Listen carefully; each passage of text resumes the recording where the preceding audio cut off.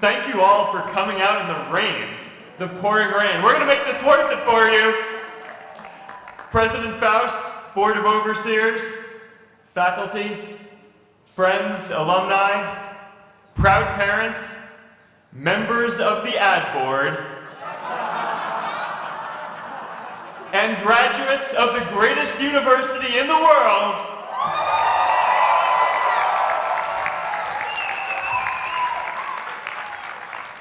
I am honored to be here with you today because, let's face it, you accomplished something I never could.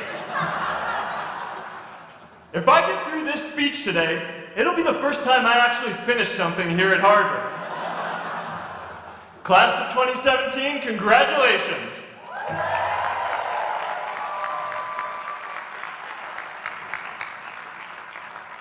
Now, I'm an unlikely speaker today, not just because I dropped out, but because we're technically in the same generation.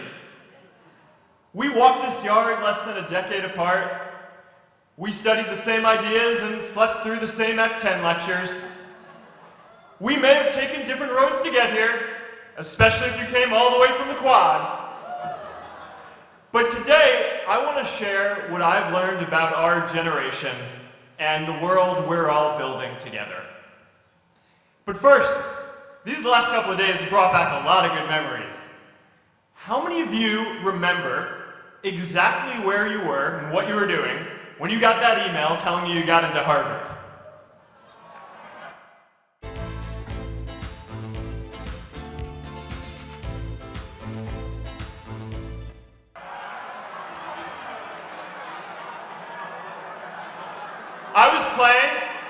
I was playing the video game Civilization, and I ran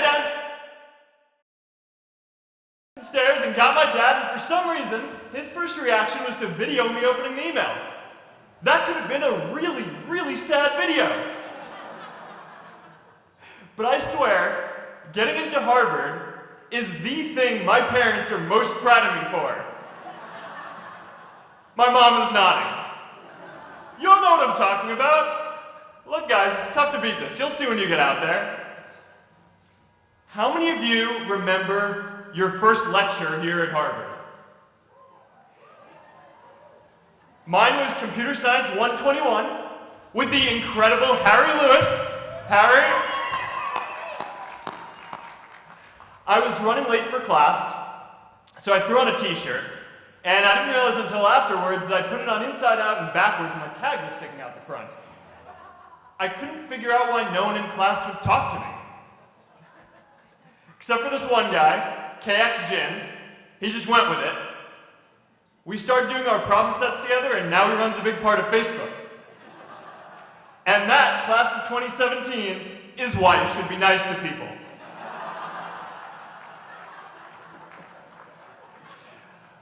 But my best memory from Harvard is meeting Priscilla.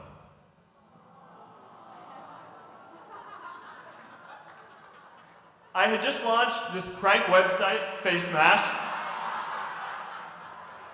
and the ad board wanted to see me. Everyone thought I was going to get kicked out. My parents drove up here to help me pack my stuff. My friends threw me a going away party. Who does that? As luck would have it, Priscilla was at that party with her friends, and we met in line for the bathroom in the Foho Bell Tower, and in what must be one of the all-time most romantic lines, I turned to her and said, "I'm getting kicked out in 3 days, so we need to go on a date quickly." Actually, any of you graduating today can use that line. "I'm getting kicked out today. We need to go on a date fast." I didn't end up getting kicked out. I did that to myself. Priscilla and I started dating, and you know, that movie made it seem like FaceMash was so important to starting Facebook. It wasn't. But without FaceMash, I never would have met Priscilla. And Priscilla's the most important person in my life. So you could still say it was the most important thing I built in my time here.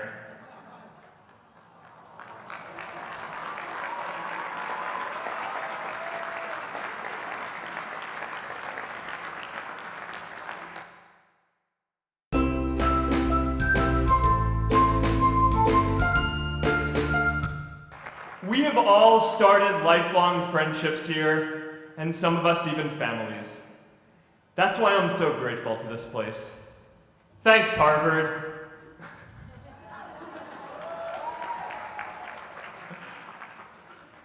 Today, I want to talk about purpose.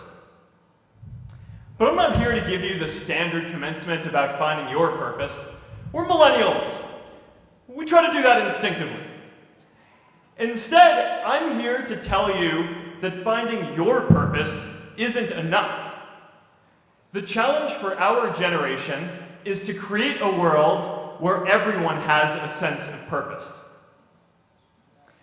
One of my favorite stories is when JFK went to go visit the NASA Space Center, and he saw a janitor holding a broom, and he asked him what he was doing, and the janitor replied, "Mr. President, I'm helping put a man on the moon." Purpose is that feeling that you are a part of something bigger than yourself, that you are needed, and that you have something better ahead to work for. Purpose is what creates true happiness. And you are graduating at a time when this is especially important. When our parents graduated, that sense of purpose reliably came from your job, your church, your community. But today, technology and automation are eliminating many jobs. Membership in a lot of communities has been declining, and a lot of people are feeling disconnected and depressed and are trying to fill a void in their lives. As I've traveled around, I've sat with children in juvenile detention and opioid addicts who told me that maybe their lives would have turned out differently if they just had something to do, an after-school program or somewhere to go. I've met factory workers who know their old jobs aren't coming back and are just trying to find their path ahead.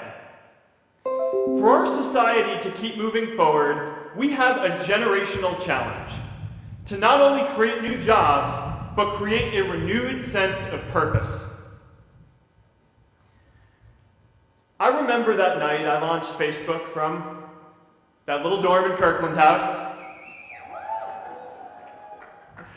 I went to Noakes with my friend KX, and I remember telling him clearly that I was excited to help connect the Harvard community, but one day someone would connect the whole world.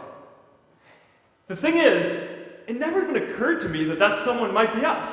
We were just college kids. We didn't know anything about that. There were all these great big technology companies with all these resources, and I just assumed one of them would do it. But this idea was so clear to us that all people want to connect. So we just kept working on it, day after day after day. And I know that a lot of you are going to have your own stories just like this. A change in the world that seems so clear that you are sure someone else is going to do it. But they're not. You will. But it's not enough to have that purpose yourself. You also have to create a sense of purpose for others. And I found that out the hard way. You see, my hope was never to build a company. I wanted to have an impact. And as all these people started joining us, I just assumed that that's what they wanted to do too. So I never took the time to explain what it was that I hoped we'd build. A couple years in, some big companies wanted to buy us. I didn't want to sell. I wanted to see if we could connect more people. And we were building the first version of Newsfeed at the time, and I thought, if we could just launch this, it could change how we all learn about the world. Nearly everyone else wanted to sell. Without a sense of higher purpose, this was their startup dream come true, and it tore our company apart. After one particularly tense argument, one of my close advisors told me if I didn't agree to sell the company right now, I would regret that decision for the rest of my life. Relationships were so frayed that within a year or so, every single person on our management team was gone. That was my hardest time leading Facebook. I believed in what we were doing, but I felt alone.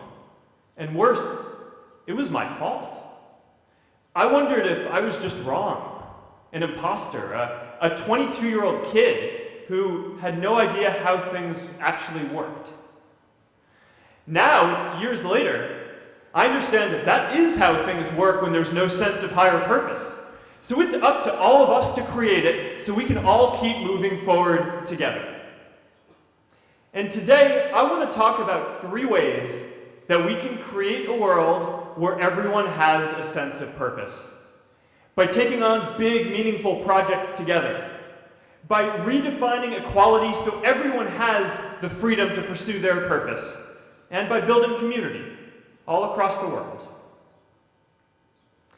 So first, let's take on big, meaningful